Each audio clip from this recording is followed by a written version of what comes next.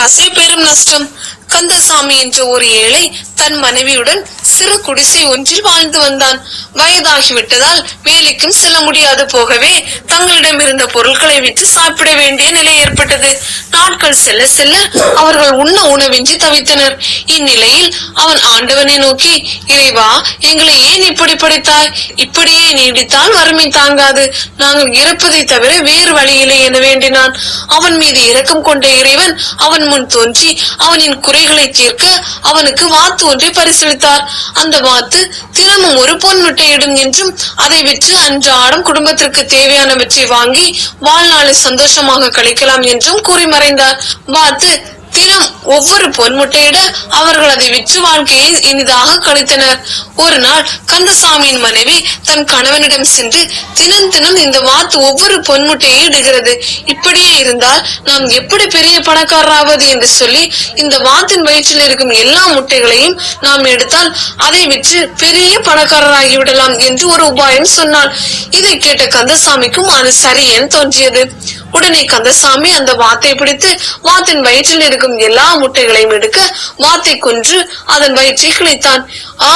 என்ன ஆச்சரியம்! அந்த வாத்தின் வயிற்றில் ஒரு முட்டையுமே இருக்கவில்லை.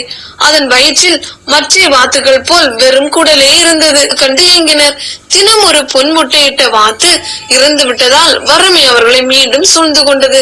தங்கள் பேராசையே பெரும் தரித்திரத்தை தந்தது என மனமருந்தி ஏழ்மையாகவே வாழ்ந்து உண்ண உணவின்றி இறந்தனர்.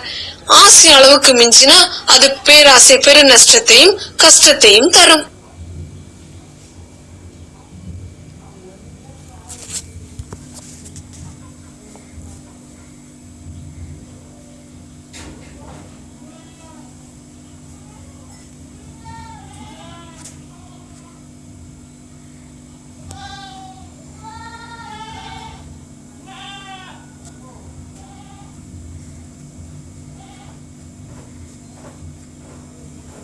யுக்தியால் தாகம் தீர்ந்த காகம்.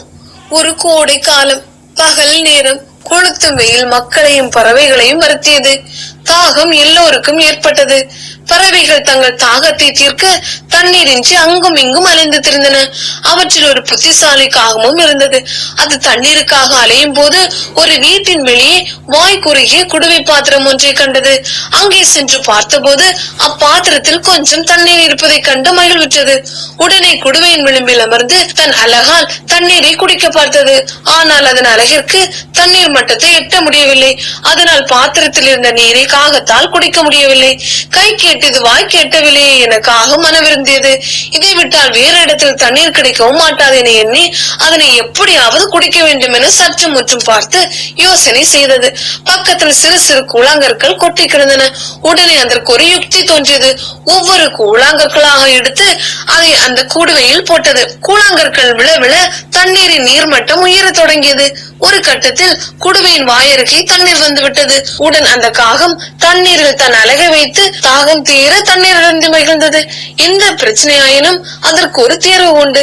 நமது யுக்தியை பயன்படுத்தி யோசித்து தீர்வு கண்டால் பிரச்சனை தீர்ந்து மகிழ்ச்சி ஏற்படும்.